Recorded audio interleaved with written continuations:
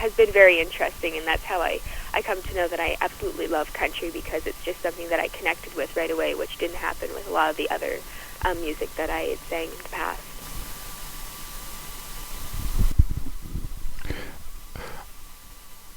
All right, and me and my buddy, we were discussing, when we were looking at your picture and whatnot, and my buddy, thinks that you look a bit like Christina Aguilera, and I'm thinking a bit like Britney Spears. And which do you look like?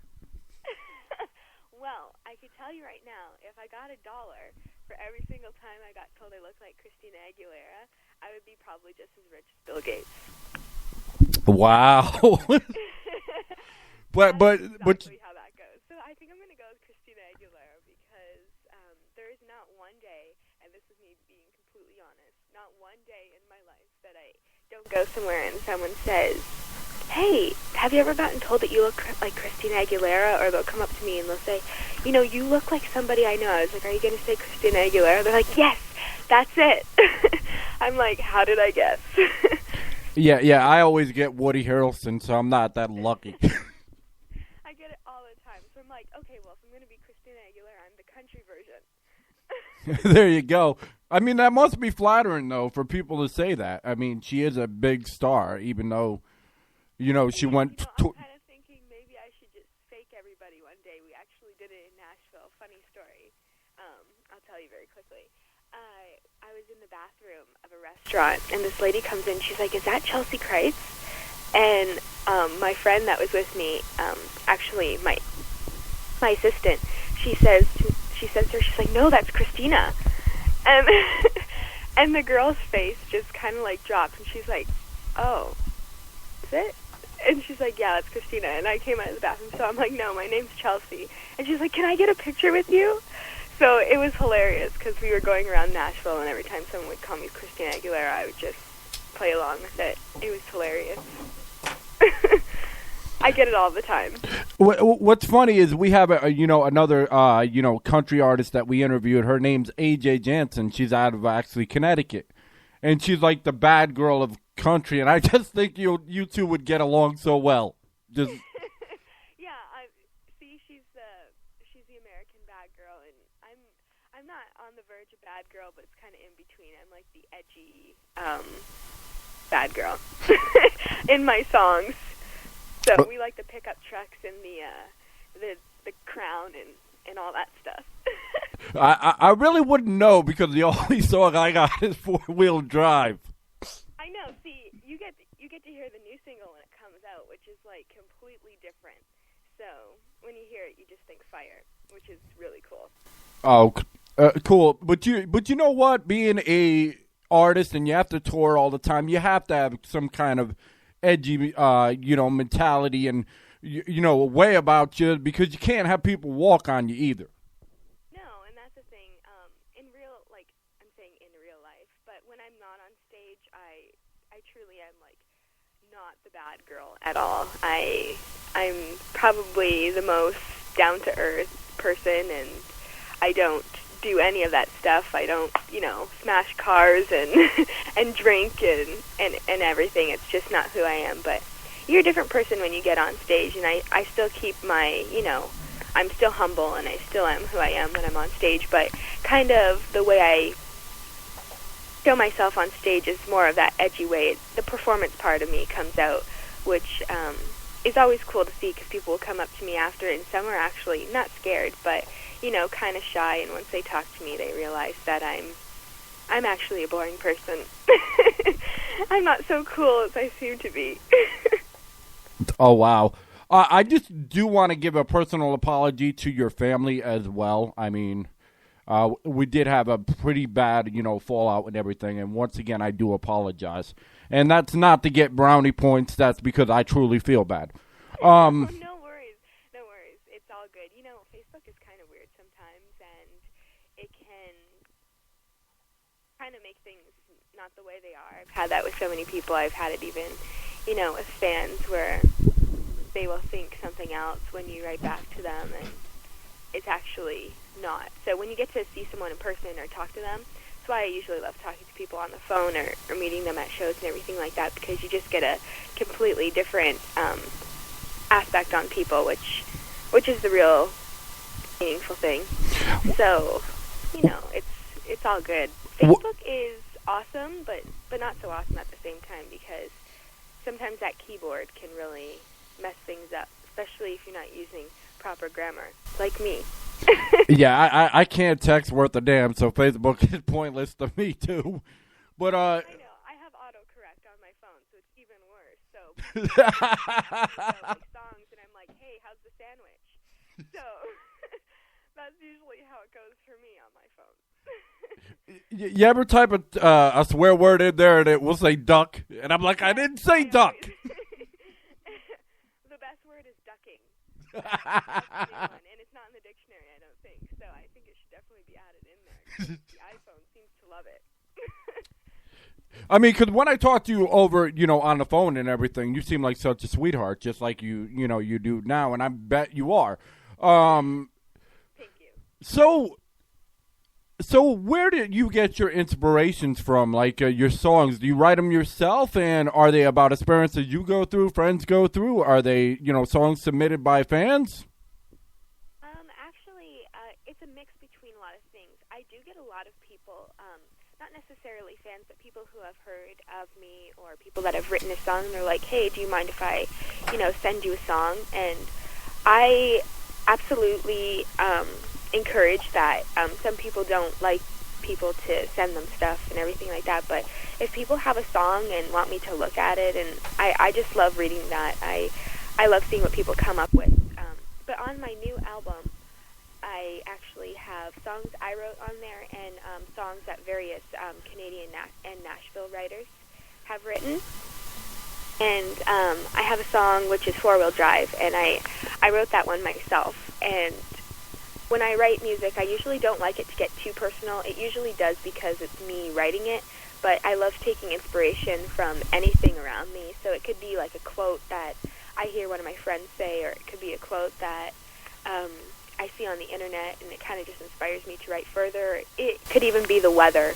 So it just depends. But Four Wheel Drive, me and Mike Nash actually came up with the music, and I came up with the lyrics. And the way I write music is kind of odd. Not everybody does it, but I love having the music first, the music and the melody, and then it makes it so much more easier for me to write the words. So Four Wheel Drive was actually not going to be called Four Wheel Drive. I started out with it being called Summer Love, and then by the time I got into the chorus, it just kind of clicked, and the woes came to me, and everything was just kind of falling together. It was probably one of the easiest songs I had written.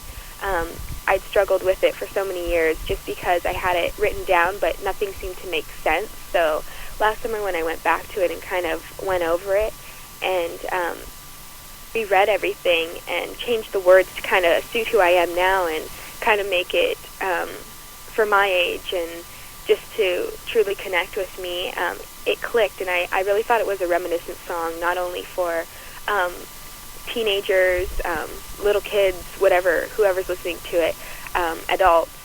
I thought that, you're going to get that memory that pops up in your head, or something cool and fun that you did that reminded you of a sweet summer that you had, either on the beach or at a cottage or just something. So I thought it was a great song to release for the summertime because it's super catchy and it just makes you feel happy. So that's what I really love about it. Awesome. And when you were saying, people can submit songs to you and everything, I'm like, well, I can submit a song to you of me singing, but most people tell me to shut the F up. Well, I mean, you know what? It's amazing, songwriters, when they, kind of put songs out for either artists to listen to and everything like that, because songwriting has such a career. You can make even more money songwriting than you can actually singing the song. So it's always great success when you can write a song and sing at the same time, because it really adds that extra bonus there for you, and then you get to cash a bigger check at the end of the day, usually. So I absolutely love songwriting. It's not something that I originally want it to do. It was hard for me at first, but now that I have gotten older and realized, what songwriting is all about, it really is easy. It's hard to write a song when you're, 12, 13 years old, when you really haven't gone through anything. And, you're writing about, like, your dog and the clouds and stuff like that, which really doesn't make a good country song if you think about it. So you got to have some trucks and heartbreak in there. So you got to live life a little bit. Exactly. So, what could people see you doing on your day off? I know that's far and few between all your business meetings and touring and everything else. But I mean, if you had a day off, would you be out fishing or out at the mall, or what's your forte? I love spending time with my family, just because I don't get to see them that often. I actually just got back from being on the road, and I get to spend today with my family, and it's great. I have a Aw, how sweet. Like my yeah, I have a dog, and she's like my fur baby, I call her. So I missed her more than I missed anybody. But I absolutely just love hanging out, and going to the beach is a real treat for me when I'm off. And shopping is definitely on the top of my list, but it always seems to lead back to the music thing, because I'm always constantly looking for clothes to perform on stage and stuff like that. So it's always least stressful for me to just kind of go to the beach and unwind and kind of come back and have dinner, and it's fun. I love that. It's just because my life is so busy as it is. I'm really not the type of person that will, hang out in places with tons of people or go to festivals just to hang out and bars and stuff like that, just because I'm around it so much. It's so weird for me to kind of be in the audience, because I'm always up on stage. So I kind of keep to myself when I have my days off. Well, I don't blame you, because I mean you'd be out, shopping at a little mall, and then you'd have like 500 people come up to you. Oh, hey, can I sign your autograph? And you're like, all I want to do is get this pair of shoes right now. Yeah, the shoes are all I want. But I love meeting people. I do get that a lot. It's probably one of the biggest spots that I get, is being in the mall, because so many people go to the mall. So it's so cool. And we have events here in my hometown, and I actually went to something called Canal Days. And it never fails. Every time I go there, I'm stuck taking pictures, because nobody in my hometown ever sees me, just because I'm always gone. So everybody knows who I am here in Port Colborne. So it's really cool having a city behind you and having people that, kind of watch your career and talking to them, and they know exactly what you've done and where you've been and what's coming up next. And it's really cool that people pay attention and kind of follow your career.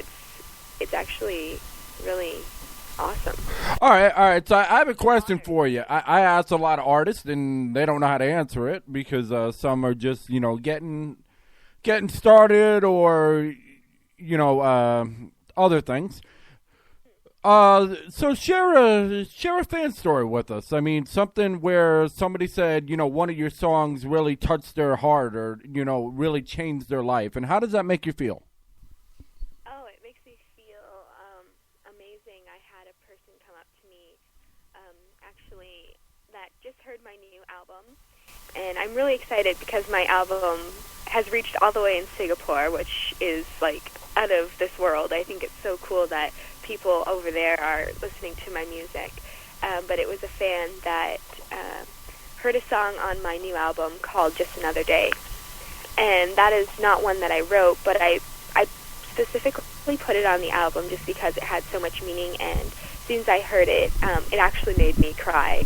And it just connected with me right away. And I think that anybody of any age will connect with the song. And he actually said to me that my song inspired him because it made him think of something that happened to him when he was 17 years old, and he went through heartbreak and kind of was stuck in a hard place and didn't exactly know how to get out of that situation. And when he heard the song, it kind of made him really happy that the option that he took wasn't the option that he was necessarily going to choose in the first place. So it kind of just, reassured him that the choice that he made was the right decision.